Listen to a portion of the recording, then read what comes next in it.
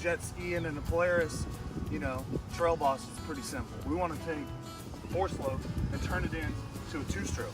And basically all you got to do is take 3 strokes out, put one other one back in, one power band in it.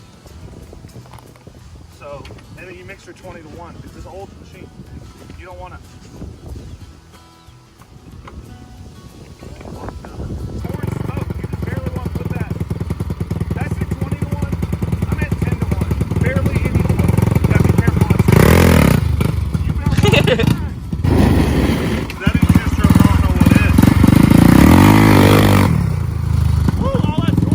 A lot of stroking going on over here.